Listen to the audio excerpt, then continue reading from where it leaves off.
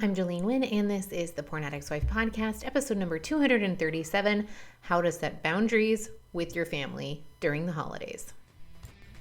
If your husband is struggling with a pornography problem and you want some help with it and you are not finding the resources that you like, you are in the right place. My name is Jolene Wynn. I am a certified life coach. I am an active member of the LDS faith, and I am the wife of a former porn addict. And on this podcast, I am going to share with you the tools that you need in order to start your healing journey. This is where I'm going to show you how to dive deep into intentional living, how to rekindle connection with your spouse, how to manage all that emotional turmoil that you're feeling, how to break the addiction cycle that you have to your husband's addiction, and tell you all of the ways to do that and start healing.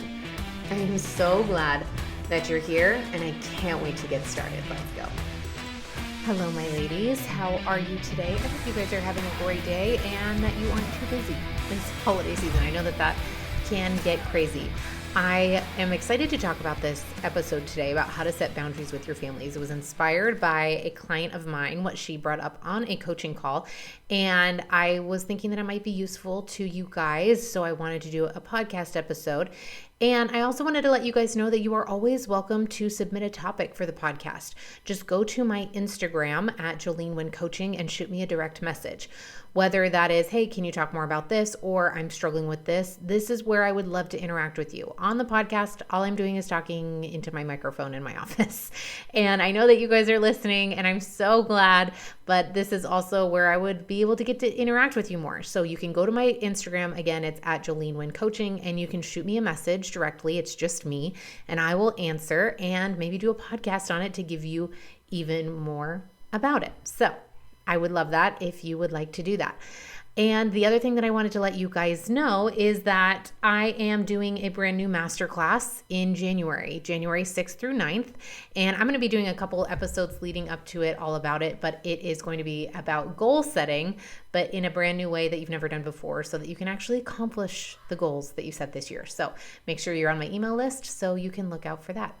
Let's dive into today, okay? Let's talk about how to set boundaries during the holidays. So the client that brought this up, she was talking specifically about her mother that is going to be around a lot during the holidays. And it doesn't even matter that it's during the holidays. If you struggle setting boundaries with your family, this episode is for you. So I have a couple of points here that I want to go over of ways to make this possible, okay? Number one is make sure that you have a safe space for just you, okay? So what this means is if you're hosting everybody at your house, make sure that you have a room or a closet that you can go into, that you can lock the door. Maybe it's just the bathroom where it's just your space. And make sure you give yourself permission to take that break when you start to feel overwhelmed. And if you're not at your own house, if you're at somebody else's house and you feel like you need a break, go out in your car, go to the bathroom, go walk outside for a moment and give yourself permission to take those breaks. Notice when you're starting to feel overwhelmed and give yourself permission to just leave the room. You can just say, hey, I just need a moment. You can just pretend somebody called you on the phone and you need to step out. You don't even have to say anything. You can just set down the casserole that you're making. You can just walk away from the conversation and you can go take a minute. Most of the time what we do is we don't want to be rude. We feel like we start judging ourselves for the emotion that comes up. Mom's always like this. Why am I getting so overwhelmed? Why did I expect her to be any different? This is no problem. Why am I getting overwhelmed and anxious about everybody being here? And we start to judge ourselves, trying to talk our way out of our feelings too, by saying things like, this isn't that big of a deal. It's totally fine. I love all these people. It doesn't make sense that I'm getting overwhelmed and anxious about it. Let all of the judgment go and just notice that you're starting to feel a certain emotion, and then you can just take a step away. Again, think of it ahead of time, especially if it's at your own house. Okay, I can go in my room. If you're going somewhere else, okay, I could go in my car. And just give yourself permission to do that. Make sure that you have a place that you can go, that you're totally alone, where you can decompress for a moment, process some feelings before you go back into the fray, okay? Number two, decide ahead of time what boundary you want to set. Okay, now I know that boundaries are usually a more complicated topic that people get wrong. I have several podcast episodes on them. You guys can go listen to them. But a boundary is something that you're putting in place for you that you have control over. Okay, so for example, with The example that my client brought up, she said, I try to set boundaries, but my family always ends up breaking them. And she was saying that I'm hosting. She usually hosts, but she only wants to host for a certain number of days. But usually people just end up staying longer. Okay. So this is where ahead of time you can say, okay, here's my boundary. If it's at your house and you're hosting, you can say, okay, my boundary is that I can handle everybody here for 2 days, 2 nights. That's it. Okay. Maybe if you're going to somebody else's house, it's I can only stay for a certain amount of time, or we need to stay at a hotel, or we're going to leave at X time of night. Okay. You can decide ahead of time what boundary you want to set up, but I want you to make sure that it's something you have control over. Okay. So it's not something that we say, okay, I am going to say that my boundary is that you are only allowed to stay until 5 p.m., but you're actually at their house. If you're at their house and you can't leave and you don't have a car, that's not something you have control over. In which case, that's not a boundary. Or if it's something that you're putting in the shoes or the hands of somebody else, saying, okay, my boundary is this, and you are the one that has to abide by it, right? I'm putting up a boundary that nobody's allowed to talk about politics at Christmas, okay? That's not a boundary because you actually have no control over what people bring up. So you can set a boundary that says, okay, if people bring up politics during Christmas, I am going to leave the room. I am going to disengage. I am going to ask them to change the topic. I am going to go talk to somebody else. That is a boundary. Okay. If you don't want to deal with all the emotions that come up around that topic or whatever topic it is, that's something you have control over, but don't put it in the hands of somebody else. It's not to say you're not allowed to talk about this because you don't have any control over other adults. Does that make sense? So I want you to decide ahead of time what your boundary is going to be. When you leave that up for just something in the moment, then that is when you can get super frustrated about the whole situation because it's not something you've even decided on. And then in the moment you feel overwhelmed, you're not sure how to bring it up, and it's a problem. Okay. So decide ahead of time right now, what is the boundary that I want to set and what is it going to be? Okay. Number 3, you can communicate it ahead of time. So if it is something that involves other people, then you can communicate it to them ahead of time. If it's, hey, if politics get brought up, I'm going to leave the room. You don't really need to communicate that to anybody, okay? Maybe there's like a certain relative, but you don't usually have to communicate something like that. However, if you're hosting and you say, all right, my boundary is that people can only stay for 2 days, 2 nights. I'm only going to host mom and dad for 2 nights. You can communicate that ahead of time and say, okay, mom and dad, send them a text. I'm hosting, so happy to have you. We've decided that our house will be open and available to you for these 2 nights. So excited to have you. After that, the inn will be closed, okay? Or if you're staying at somebody else's house and you want to communicate that boundary, hey, thanks so much for having us. We're so excited to come. We will be there at this time and we're going to leave at this time. You can communicate that ahead of time so that it's already something that's clear on other people's minds. Now, does this mean that they're not going to give you grief about it when you're there? Oh, hey, why don't you just stay for another hour? Can't we just stay one more night? They totally can.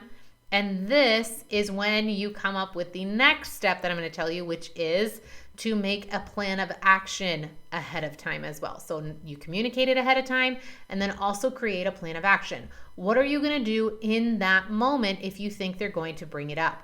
Are you going to change your mind? Probably not. Hopefully not. Then that's not a boundary. Then it's just wishful thinking that you didn't back yourself up on. Okay. But you can create a plan of action. Okay. If they bring it up, what am I going to say? Most of the time, again, we feel very unprepared in the moment, and that's when we end up backing down because we feel bad. This is when the people pleaser in you doesn't want to make people upset and just wants to give in so that everybody has a nice holiday. And what I want to offer to you ladies is that you can make a plan of action. So it's like, okay, if I say, and I communicate ahead of time, we're only going to stay till 8:30, and then it's 8:30, we're packing up when we're leaving, and everyone's giving me a hard time about it. What's my plan of action? Am I just going to ignore it? Am I just going to laugh it off? Am I going to leave some children there and walk out myself? What is my plan of action? And that can also be in reverse. If, let's say, You say, okay, we're only going to have you guys stay for 2 nights, and then it gets later and later and later, and your mom, well, why don't we just stay? It's really late. This is when your plan of action is, okay, I'm going to have a conversation with them and remind them that this is what is going to work best for our family. Now, the other thing that I want to offer to you guys is that you can have a buddy back you up. This is where a spouse or a sibling might come in handy, where you communicate your boundaries with them ahead of time and ask them for assistance to help you back it up. Okay, so let's say, okay, we only want people to stay for 2 nights. Okay, let's say somebody is pushing that boundary. Well, then what you can do is have your spouse talk to them ahead of time and say, okay, I'm not very good at backing myself up. I usually cave because I feel bad. And so this is when you can talk to your spouse ahead of time and say, can you back me up on this? Can you come with me in these conversations? This is our plan of action. When mom starts to push the boundary and starts to say, hey, we want to just stay the night because it's getting so late, this is when your plan of action can be, all right, Hubs, you come with me. We're going to have a conversation with mom. Can you just stand there and back me up on this? Okay, so you can have someone there to help you to be that moral support in those moments, because it is hard, especially when your whole family interaction is based on a certain pattern of behavior. If your pattern of behavior is to give in, then the other people are going to subconsciously expect that you give in. And even you are going to subconsciously expect that you give in. Okay, so that's not a problem. We just want to notice that that's what's happening. So it's going to take some adjustment for this to change. If you want to change the interactions and the relationships and the patterns in your family, it's going to disrupt some things. I once heard somebody, Jody Moore talked about it. She described it like a dance, right? It's like you have been doing a certain dance. Like, let's say you've been doing the tango with your family for so many years, and then all of a sudden you start to waltz. Then everyone else is going to be all thrown off, and they're going to expect you to behave differently. And they're going to be like, hey, why are you doing this, right? That's not what we do. And this is when it's your opportunity to have your own back. It means back yourself up on this, to stand up for yourself, and you can have your spouse or a buddy back yourself up as well, okay? And then the last note that I want to make on this with any boundary you ever have is give everybody else permission to not like it. It's totally fine. Of course they don't like it. It's awkward. It's uncomfortable. They might feel embarrassed. They might feel guilty. They might feel bad that they brought it up. They might have their feelings hurt a little bit, and it's all completely fine. I want you guys to know that it's okay. Give everyone around you permission to feel feelings. It's totally fine. Of course they're a little annoyed. They didn't want to leave at 11:30 at night. Of course, even if it's not your fault, of course they have their feelings hurt a little bit. Maybe part of them is thinking that you don't want them around, which, let's be honest, is actually correct a little bit. Not because you don't love them, but because you need your own space. It's totally fine for them to have their feelings hurt. It's totally fine for them to feel whatever it is they're going to feel, and they're allowed to not understand. And I think that that's the thing about boundaries that are so difficult, is sometimes we want the other people to understand it because we think that if they just understood, that then they would agree and then everybody would be fine, okay? And then they wouldn't say anything and it wouldn't be a big deal. But they probably don't understand because they're not you, okay? So let's just have it be known that they're probably not going to understand, and it's okay they don't understand. You're allowed to feel misunderstood. And it's not a fun emotion, and it's not one that feels great, and you might have some self-judgment that comes up, so be very gentle with yourself, but also notice that this is also your holiday. It's not just everyone else's holiday. You are allowed to set boundaries. You are allowed to have this be a better holiday for you. So if you're wondering, okay, well, what kind of boundaries should I set?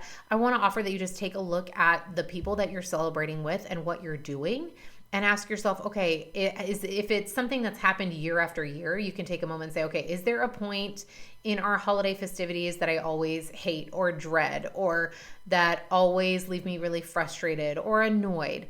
And that can be an indication of something that you want to set boundaries around. Like, let's, for instance, say that nobody helps with the dishes, and it's at your house, and you're like, I'm totally happy to host, but I get really frustrated every year, then I'm the only one that does the dishes. Okay, well then maybe this year you use paper.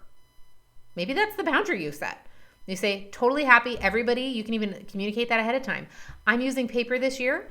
If you want to bring a dish, then you're going to be responsible for taking it home early. I'm always the one, I don't want to spend all Christmas Eve washing all the dishes.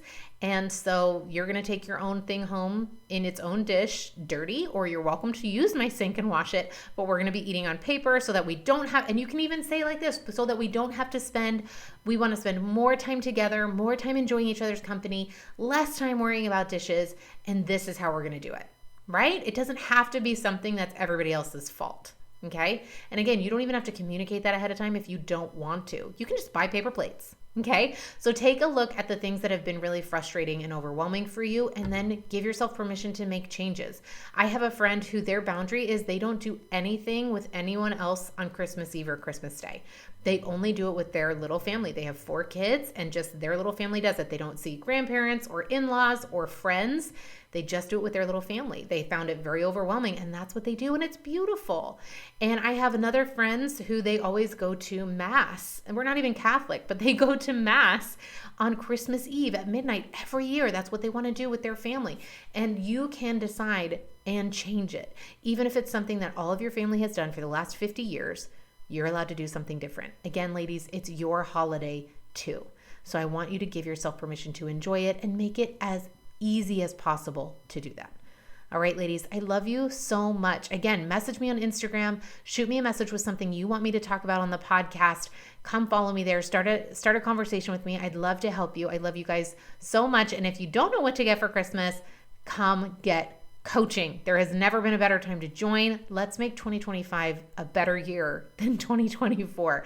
And if nothing in your life is changing, then let's change you and everything will change. I love you ladies so much. I'll see you guys next week in a brand new episode. So take care. All right, my lady, if you love what you're hearing on the podcast and you're ready to take it and apply it in your life to see a true transformation, then I want to invite you to come join my coaching program. Now is the best time because I have just added an annual membership, so you can join for the lowest price ever. Get all the details on my website, jolenewind.com, and don't forget to sign up for a free consultation call with me today. We'll get on the call, we'll talk about where you are, what you're struggling with, and then we'll see what is the right fit for you and your budget. Again, go to my website, jolenewind.com, sign up for a call, and I'll see you there.